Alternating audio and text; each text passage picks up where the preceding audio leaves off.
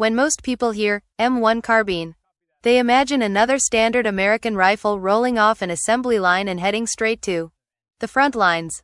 But the truth is, this weapon was never meant to be a hero of the battlefield. In fact, it was born out of a problem the U.S. military didn't expect to have. By 1940, American forces were rapidly expanding. And suddenly there were hundreds of thousands of soldiers who weren't infantry. Radio operators, truck drivers, medics, engineers, officers. These men were expected to carry something for self-defense. But the M1 Garand was heavy, long, and impractical for their daily roles. Pistols, on the other hand, lacked range and stopping power. The military needed something in between, and fast. That gap is where the M1 Carbine quietly came to life. Light, compact, and simple to use, it was designed to be carried without getting in the way. You could sling it over a shoulder, climb into a vehicle, or move through tight spaces without feeling like you were dragging a fence post behind you. At just over 5 pounds, it felt almost toy-like compared to the Garand, but that was exactly the point. Soldiers who barely had time for weapons training could still learn to use it effectively. And that ease of handling would later become one of its most dangerous qualities. What no one fully realized at the time was how perfectly this design would translate to unconventional warfare. The carbine's short barrel and slim profile made it ideal for moving through buildings, alleyways, forests, and underground safe houses. It didn't scream, "frontline soldier," the way a full-length rifle did. You could hide it under a coat, break it down into parts, or stash it in places where a larger weapon would be impossible to conceal. In occupied Europe, where simply being caught with a firearm could mean execution, size mattered more than raw power. Then there was the ammunition. The .30 carbine round wasn't as powerful as a full rifle cartridge, but it was controllable, accurate at short to medium ranges, and far more forgiving for inexperienced fighters. That made it perfect for resistance groups made up of civilians. People who didn't grow up around weapons but suddenly found themselves forced into combat. The M1 Carbine gave them something rare: confidence. It was easier to shoot, faster to reload, and far less intimidating than heavier rifles. In close quarters encounters, where most resistance fighting actually happened, it was more than enough. Another advantage was how unassuming the weapon seemed.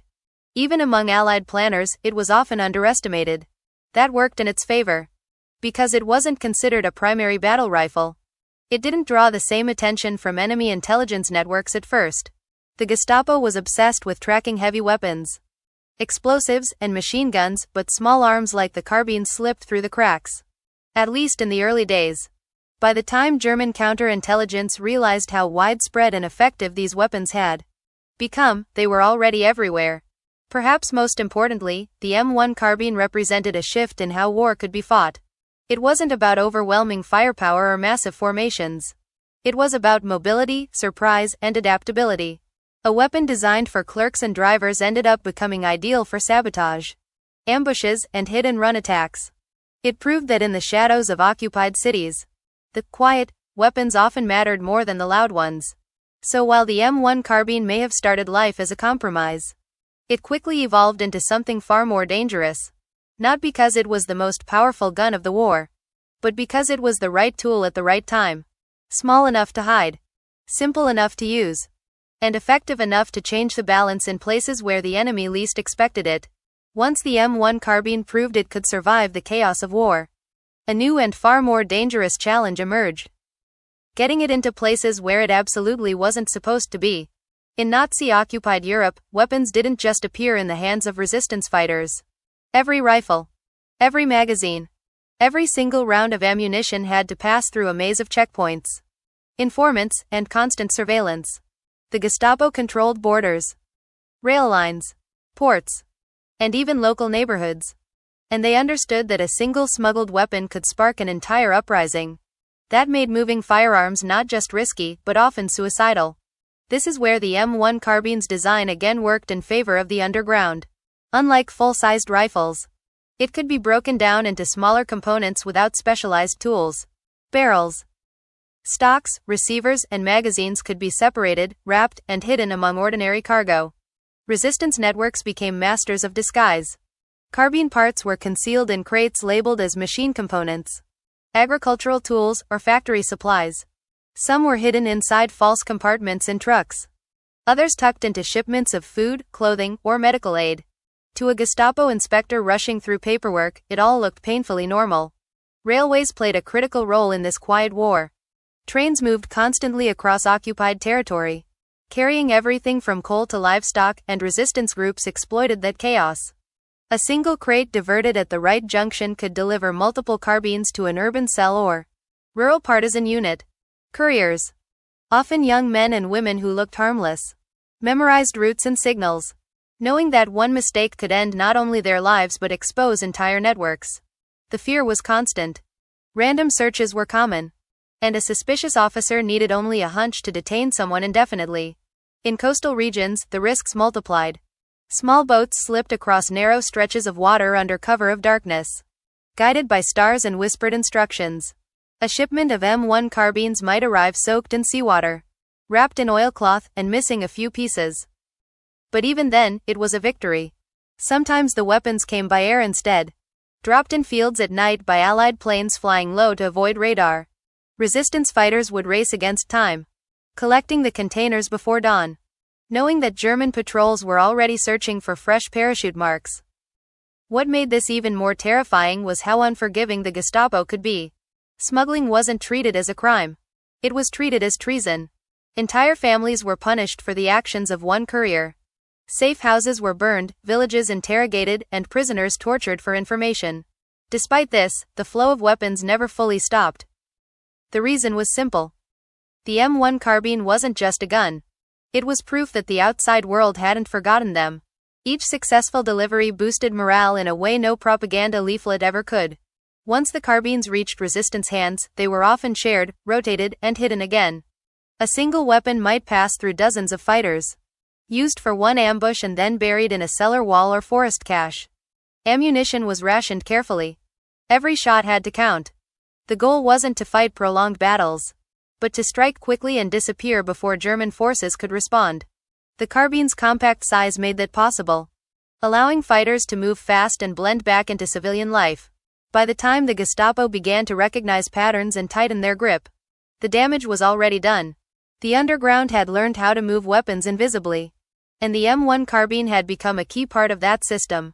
It slipped through occupied Europe not because the enemy was careless, but because the weapon itself was perfectly suited for secrecy.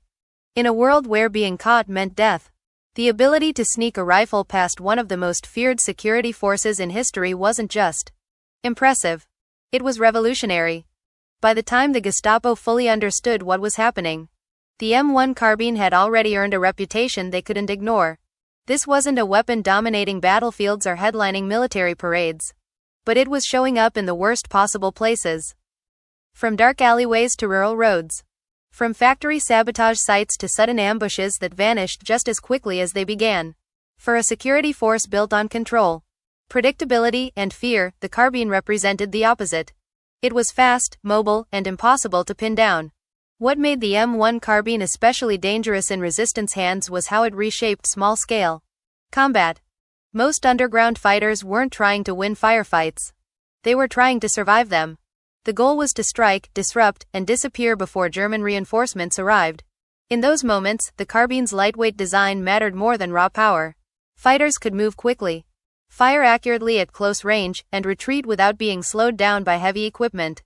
Compared to bolt-action rifles, which required careful aiming and slower follow-up shots, the semi-automatic carbine allowed for immediate response and controlled bursts of fire when seconds mattered most.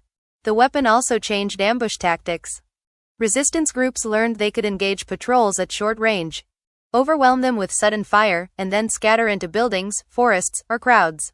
The M1 carbine was short enough to maneuver inside stairwells, doorways, and vehicles, spaces where longer rifles became liabilities. For Gestapo officers and collaborators, this created a constant sense of vulnerability. There was no safe distance anymore. Any street corner, warehouse, or checkpoint could turn deadly without warning. Psychologically, the impact was just as significant. The Gestapo relied heavily on intimidation, believing that fear would crush resistance before it could organize. But the growing presence of carbines in underground hands disrupted that balance. Civilians who had once felt helpless began to believe they could fight back. Even rumors of resistance fighters being armed with modern American weapons spread quickly. eroding the aura of invincibility that German security forces worked so hard to maintain. Every successful attack, every patrol that failed to return, chipped away at that carefully constructed image. The M1 Carbine also forced the Gestapo to divert resources. More patrols, harsher searches, stricter curfews. All of it in response to a threat that was difficult to see and even harder to stop. This tightening of control often backfired. Brutal crackdowns pushed more civilians toward the resistance, swelling its ranks and increasing the demand for weapons. In that way, the carbine became part of a cycle the occupiers couldn't escape. The more they tried to crush the underground, the stronger and more determined it became. Another overlooked factor was adaptability. The M1 Carbine wasn't just used one way. Some groups favored single, carefully aimed shots to avoid attention. Others modified their tactics to take advantage of its faster rate of fire during coordinated attacks.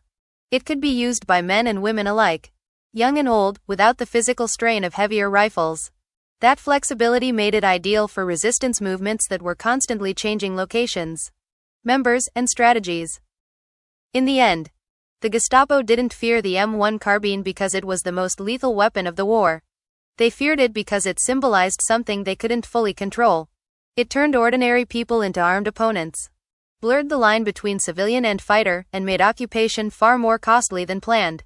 A weapon designed for convenience and efficiency ended up undermining one of the most ruthless security systems in history. And that's the irony at the heart of this story. The M1 Carbine was never meant to terrify secret police or fuel underground warfare.